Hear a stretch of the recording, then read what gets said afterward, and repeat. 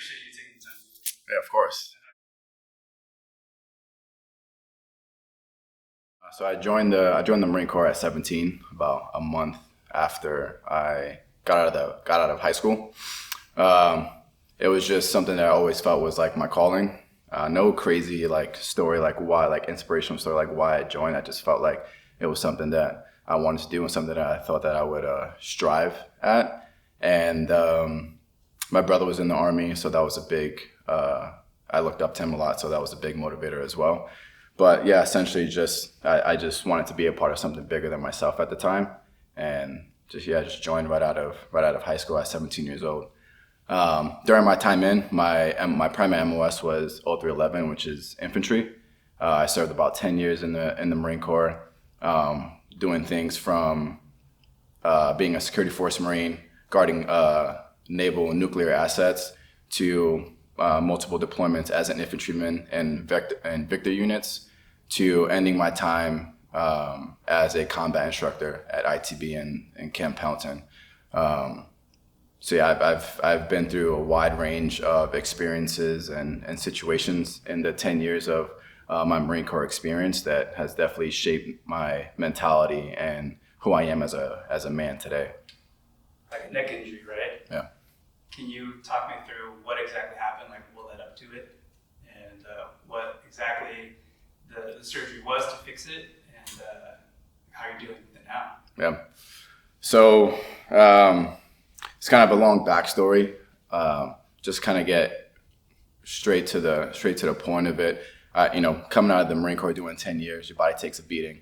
So I had some residual issues with my spine and just body in general coming out of the Marine Corps, and obviously getting into weightlifting, a very intensive sport on the body, just kind of irritated my cervical spine over time, especially with a lot of the overhead movements that weightlifting has. And then leading up to the actual injury, around 2022, I was feeling a lot of discomfort in my cervical spine area, just kind of losing some sensation in my left arm, numbing, tingling, things like that. But just how I've trained and how I've always been, I just kind of pushed past it. How most weightlifters do when they feel the ache or pain, they just kind of ignore it.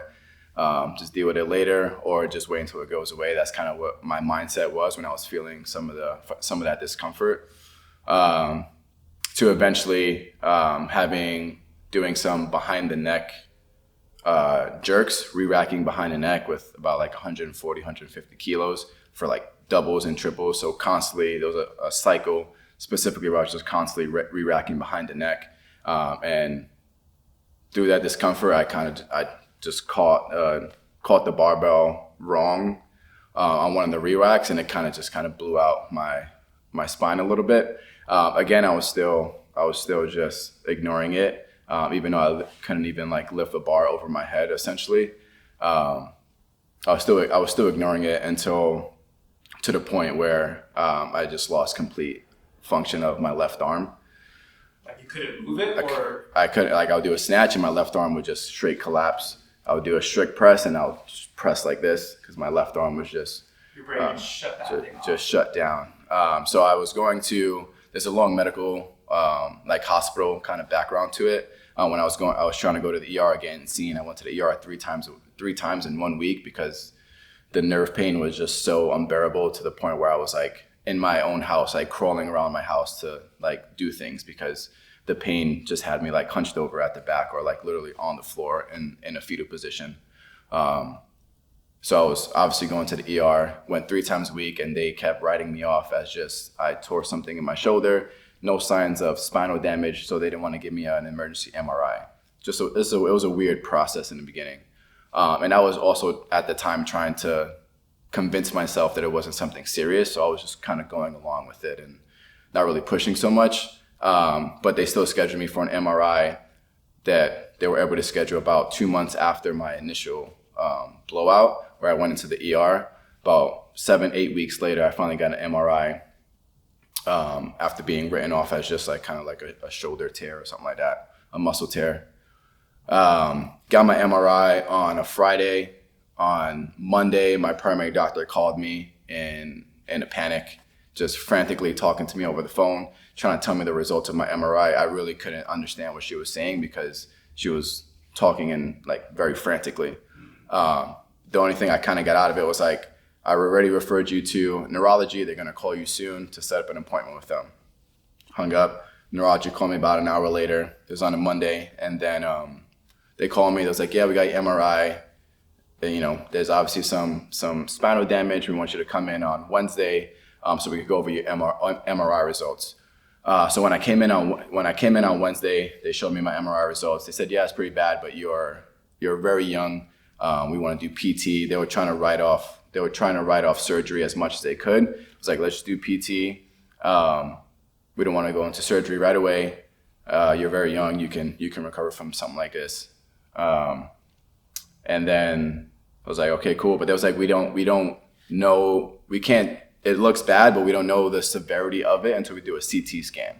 So in the MRI, it was still kind of inconclusive, but the MRI showed that my spine was very much severed.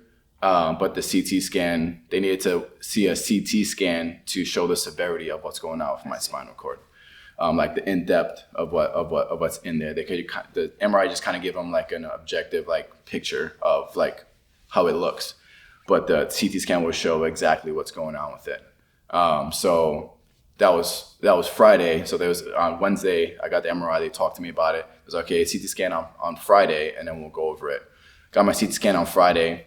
Monday they called me Monday morning to go in to talk about the results of the CT scan. It was like, come in right away. We got to go over your results. So that Monday I come in within an hour of that phone call, and I walk into the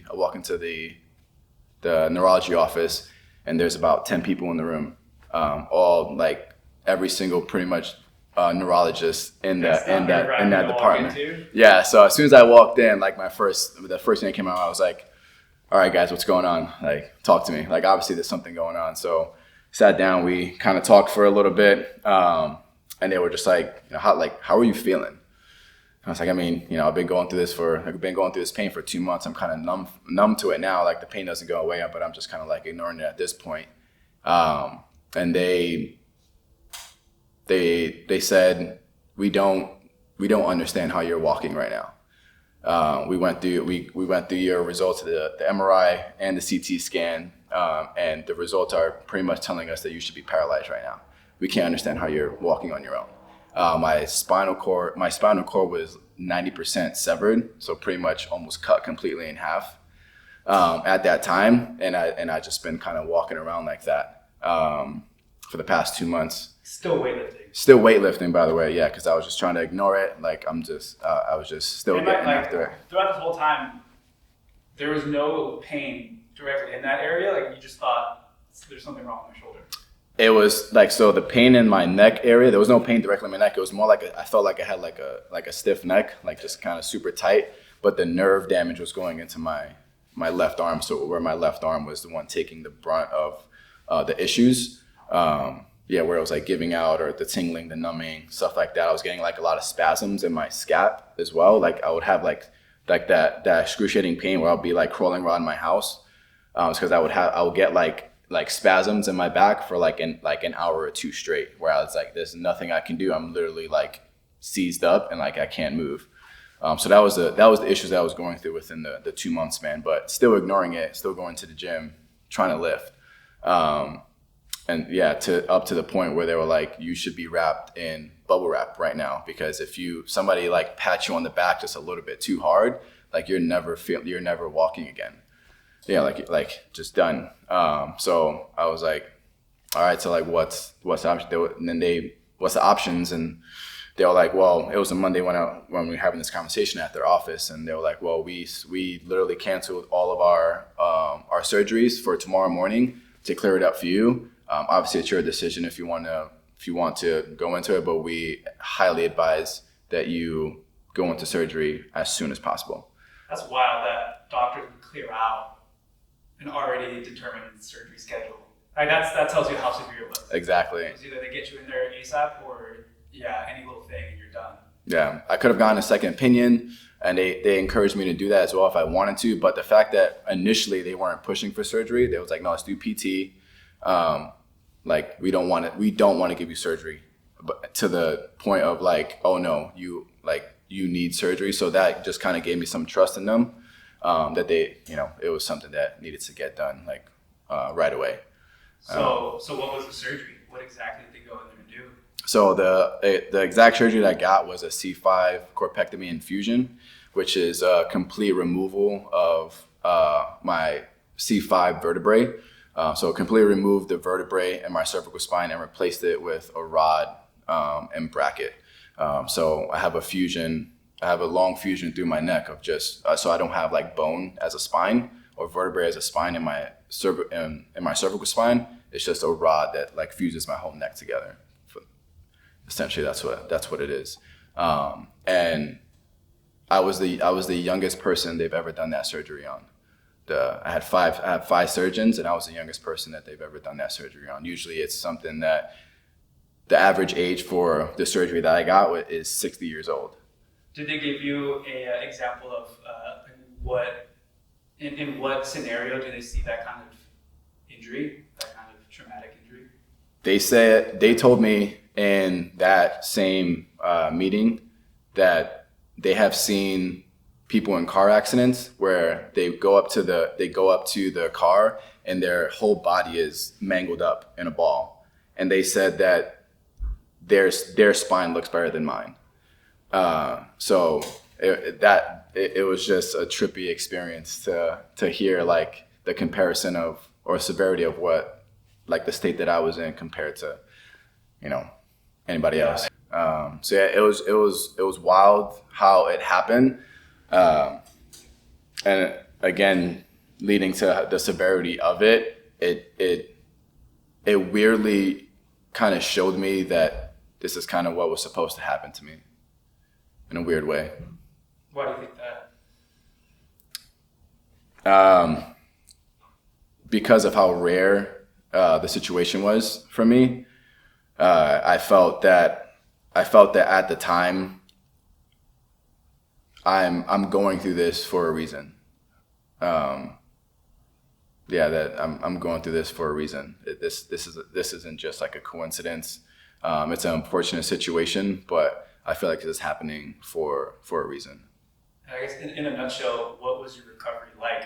I saw you coming into the gym and training, and of course there was some weight loss. You looked a little thinner. Yeah. But dude, you're a wild man because not too long afterwards, I felt like you were snatching pretty damn close to your previous numbers. Yeah. And clean and jerking that. So yeah, I guess walk me through that process and where your head was at. So the recovery was pretty rough. The first 3 to 4 months I was on bed rest and a neck brace. Just really couldn't leave my house. And sorry, did they say no more weightlifting? So after my surgeons knew, my neurology team knew what I did, weightlifting and all that stuff. They knew how active I was. So after my 3 or 4 months of being on bed rest in a neck brace, mind you, I'm in my house like with a PVC pipe, like in a neck brace, like snatching in my room.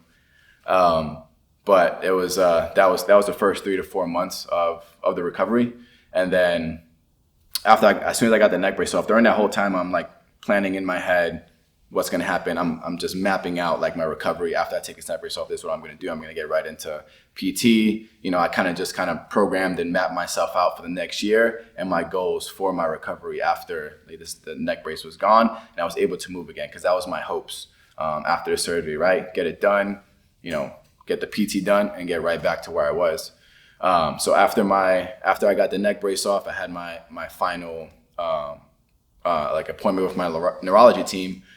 And my first question was like, how soon can I start PT and lifting again? I was like, we're gonna refer you to PT right away, obviously, to get your motion back, to get some strength back in your neck. And I was like, how long until I can lift again? And they looked me in my eyes and was like, you will never lift again in your entire life. And I just kind of like looked at them again because they knew what I did and what I wanted to do again. And I was like, if you put a barbell over your head again, you're risking being paralyzed for the rest of your life. So their recommendation was I was never going to be able to lift weights ever again in my life. The most that they thought I would be able to do was like some very mild bodybuilding. And I just kind of looked at them and I was like, okay, I understand what you're saying. And I was like we need you to tell us that you're not going to go back to what you were doing, because like you will get paralyzed. Like you will snap your spine and you will get paralyzed. And I just kind of kept looking at them. I was like, I understand what you're saying. I never said, yes, I agree. I just kept saying, I understand what you're saying. I understand the risk. And it was like, no. Like, tell me you're never going to lift again. Like, promise us you're never going to lift again. And I just couldn't, those words just couldn't come out of my mouth because I refused to be defeated. And I was already determined to get back to where I was. So they was like, all right, well, we let you know, like whatever you do is on you. Just like be safe and kind of go forth. So right after that, I got right back into PT. I got right into PT, trying to strengthen my neck, get that mobility back in my neck, getting my movements back. And then I believe it took about two months after that to start getting weight on the bar. And then about 6 months total after the surgery, I was back up to about, I would say 80% of my lifts. And then almost exactly a year out from my surgery, from them telling me that I was never going to lift again, I was 90+% of my snatch and clean and jerk. I PR'd my back squat and my deadlift, literally exactly a year out from my surgery. And I requalified for American Open Finals coming up in December here. So you're an asshole, bro. That was pretty much the gist of the path in the last year. A lot of it came with some highs and lows. It wasn't a straight upward path, but I was way too determined to get back to where I was and not be a victim to my situation, not let my failures and setbacks define who I was or who I am. But using this as an opportunity to have some type of testimony and inspiration for the next person. Because again, going back to what we were talking about, I knew I was in this situation for a reason, and I wanted to take full advantage of it. Is the risk still true today? The risk is definitely still true today. Obviously, my training isn't the same as it used to be. Before pre-surgery, most people who have seen me train and compete know I was just a dog, like just an animal. I just trained differently. I competed differently. I would die under the barbell if I had to before I dropped any type of weight. So the training is definitely a little bit different. Coincide with the risk still being there. I have to not necessarily take it easy, but be very body aware and know where my body's at. If my body says I can't, then I can't, and I'm gonna listen to my body 100% of the time now. Vice before the surgery, where I don't care what my body said, I don't care what my mind said, I was gonna get it done. So if you've seen like some of my old competition videos, I'm like duck walking off the stage, like I'm doing everything to save the lift. Like I'm gonna get it up by any means. Yeah, I've seen you make some pretty incredible lifts, man. Yeah, and that's the only thing that's really changed. I had to change my mindset from being a dog to almost being a perfectionist, which is beauty in its own way. Yeah, you're a wiser dog now. I'm a wiser dog, smarter dog. Smarter dog. Yeah. Okay, I really want to unpack you saying that you felt like this was meant to happen to you, because if this would have happened to anybody else, like I'm sure it does, you can honestly say it's kind of the end of their life. Like if you're told you can't do something that you love for the rest of your life, that ruins a person, right? Yeah. What about you is built different? What about your experiences? Maybe it was the military too. I'm pretty sure that has some part in your mental strength in going through something as traumatic as this. What do you tell yourself, man? Because other people would just call it a day and move on. I'm not a victim to the situation that I'm in. I'm not a victim to what's happened to me. I'm not a victim to the circumstances that my life is in right now. I think that is the pillar of everything else around my life and my mentality to being different, being that dog, doing things that probably nobody else can do. I have yet heard of another weightlifter, powerlifter, strength athlete who's had a surgery like this at this age come back kind of the way I have. And I think it attests to my mentality that stems from not being a victim to the situation that I'm in. And that kind of branches off to everything. I've seen it so much in weightlifting and life in general. People are so terrified of their failure. People are so concerned and that thinking that their failures and setbacks define who they are, that they're terrified to fail and have setbacks. So what I've seen a lot is they kind of preface their setbacks and failures with like little nuggets of excuses leading up to, if we're talking specifically for weightlifting, leading up to a competition, they'll preface little nuggets of excuses. So when they inevitably do fail, because you're gonna fail if you're already in that mindset, when they inevitably do fail at a competition or whatever the case is, they already have those nuggets of excuses to fall back on to why they failed. And there's no glory in that. There's no perseverance through that. It's they're so afraid of that failure being defining who they are that they're doing everything in their power to not face that failure and persevere through it and learn from it and grow from it and get better through it. So that's the biggest thing I've seen specifically in the weightlifting world, where people are just so terrified of the judgment and failures that they're gonna define themselves, that they'll do anything in their power to get around those failures and not kind of work through it. Yeah.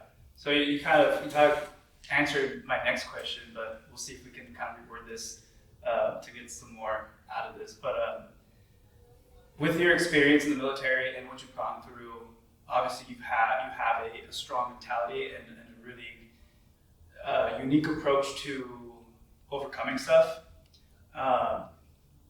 In general, whether it be in weightlifting, in life, what do you think people need to think to themselves? What do you think they lack? And not so much lack, but they maybe not realize that they have in them to push them through tough times, because it's going to happen. Yeah. I think that goes right back to what we were just talking about, not being a victim to the situation that you're in. Life is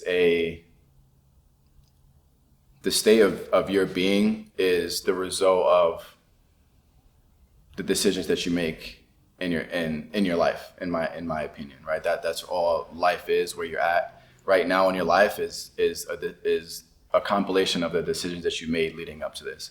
So no situation that you're in is anybody else's fault but yours, or not even your fault. It's just where you're at in life, and I feel like that you're there for a reason. And I think what people lack is that self-awareness of where they're at and the opportunities that come before them, even if it is a unfavorable circumstance. So if weightlifters especially understand the position that they're in and the influence that they have on other people around them, I think they'll have a better mentality of what they're going through and the situation that they're in to be able to overcome it. Yeah, and I guess since weightlifting is the theme here, It's such a technical sport where if you're off by just a tiny bit at a maximum percentage, odds are you're going to miss it or you're going to have to do something insane to save the lift, right? That happens a lot. But people seem more so nowadays to, I guess, just lack that ability to be okay with it and move on. You know, like it affects them so negatively, and they're not able to put that in the past and have that, you know, goldfish memory. Oh, for sure. Yeah, that short-term memory is a big factor into being successful in weightlifting, for sure. A lot of my athletes and just, you know, teammates around me, they, especially even before the surgery, one of the biggest questions that I've been asked is like, what's the secret recipe, in a sense? Like what, like how do you do this? Like how are you like such a, like, you know, animal, like, you know, make these crazy lifts and be so, like, you know, whatever. Like what's the secret recipe, in a sense? And my go-to always is the mentality, how you think, and your envisioning of your lifts. So again, bringing it back, and this can go into like any portion of anybody's life, but talking specifically for weightlifting, I kind of have like two avenues of approaches when it comes to training and in competition, of the mentality that I have. The first one is visualization, where in layman's terms, I hit the lift 1,000 times in my head before I even touch the barbell, right? So I'm and it's such an underrated and looked over aspect of weightlifting, the mentality of the brain to body connection, of hitting the lift. What does it look like perfectly in your head 1,000 times? So when you touch the bar, it's not something you have to think about. Your body already already knows what it needs to do, and now it's just executing it, right? And then the second one is that the flip of the switch, right? You've hit it in your head 1,000 times. You've lifted the weight 1,000 times, probably leading up to, you know, this competition or whatever you're going for. Now it's time to flip the switch. Your body knows what it needs to do. It's done it before. Your body is capable of way more than what your brain can think. So now it's time to flip that switch of, like, for me personally, it's like I will die under this barbell before I give it up, right? Because I know my body is capable of doing it. I know that I'm not going to attempt the weight that my body physically cannot handle. I know that my coach is not going to make me attempt the weight that he doesn't think that I physically cannot handle. So my body can handle it. Now I need to flip that switch of, I'm going to die on this barbell. I'm going to do everything it takes to get this weight up. And that's paid dividends for me in every single competition that I've had, is that flip of the switch. And I don't think there's a lot of weightlifters that have that. Yeah, man, that's amazing, dude. Yeah. I knew that what you were dealing with was severe, but honestly, I didn't know that it was that severe. So, I mean, truly an inspiration that you went through that you were able to drive here and sit here and talk to me about your journey. And I guess the last thing I want to ask you is, what is something that you would tell your younger self? We're talking like 10, 15 years from now. Something I would tell my younger self. That's a great question. You know, a lot of people, it's hard to reflect on your life, and you know, you don't want to think you've made bad decisions or regrets or anything like that. But I think I would tell myself to endure every situation that you go through. Like, take it all in, understand it, enjoy the experience, and take what you're supposed to get out of it and run with it, right? With the situation that I was in, with the surgery and coming back from the surgery, going through it, I knew that I'm in it for a reason, like we talked about. God put me in this situation for a specific reason. And I knew in my mind, when I get through this, if my testimony and my inspiration through this perseverance, getting back to competition, inspires one person to put the barbell over my head, then it was 100% worth it for me. So yeah, telling my younger self to take in every experience, endure it, and ooze out what you're supposed to out of it. Wow. Awesome, man. Well, thank you for your time, man. Yeah. That was a lot. It was a lot. I think it's something that I think a lot of people are going to appreciate. Sure. Hearing, That's my hope. Man. Thanks for playing. For sure. Appreciate it. Yeah. All right, let's do a little shoot. Let's do it. Yeah.